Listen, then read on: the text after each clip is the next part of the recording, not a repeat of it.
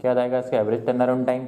इसी तरह average waiting time में कर लो, एवरेज वेटिंग टाइम क्या कर दो, सम कर दो, 8 तो 11 और 5 15, 4 15, ठीक है, 5 से डिवाइड करेंगे तो 5 दिया 15, ठीक है। तो एवरेज टर्न अराउंड टाइम कितना है इसका 7.2 और एवरेज वेटिंग टाइम कितना है 3। अब मैं आपको एक पॉइंट क्लियर करने वाला हूँ कि हमेशा लोगों को डाउट होता है बच्चों को कि प्रोसेस जो होती है उनका रिस्पॉन्स टाइम और वेटिंग टाइम सेम होता है, किसमें, नॉन प्रीएम्प्टिव में। वो क्यों होता है?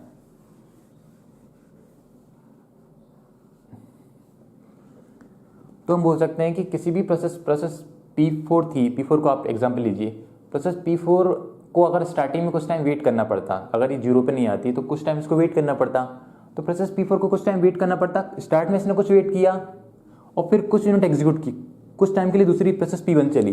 अब P1 तक, जब P1 चल रही थी 3 से 5 तक 2 यूनिट तक, फिर प्रोसेस P4 ने वेट किया, मतलब स्टार्टिंग में वेट किया उसने, फिर यूनिट इसने वेट किया। इट माइट पॉसिबल कि प्रोसेस, कोई भी प्रोसेस होगी वो 2 से ज़्यादा बार भी चल सकती है, 3 बार चल सकती है, 4 बार चल सकती है, मतलब टुकड़ों में तो वो प्रोसेस काफ़ी वेट करती है। स्टार्ट में वेट किया, फिर दूसरी प्रोसेस का एग्जीक्यूशन होगा, फिर उसने वेट किया, फिर दूसरी प्रोसेस का एग्जीक्यूशन होने लगा, फिर उसने वेट किया, तो अल्टीमेटली तो वो काफ़ी वेट करती है। अगर उनका सम कर दिया जाए तो वो क्या होता है, टर्न अराउंड, सॉरी उनका सम कर दिया जाए तो क्या होता है, वो वेटिंग टाइम, मतलब टोटल उन्होंने कितना वेट किया।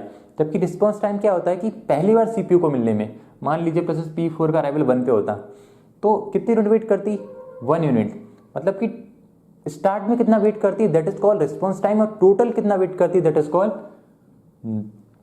वेटिंग टाइम, ठीक है।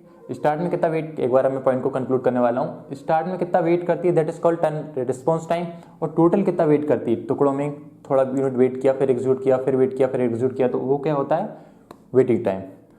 तो उसको इस एग्जाम्पल के थ्रू भी मैं बेहतर तरीके से समझाऊंगा, तो मुझे थोड़ा टाइम दीजिए, नेक्स्ट वीडियो में जल्दी आ जाऊंगा, तब तक के लिए धन्यवाद।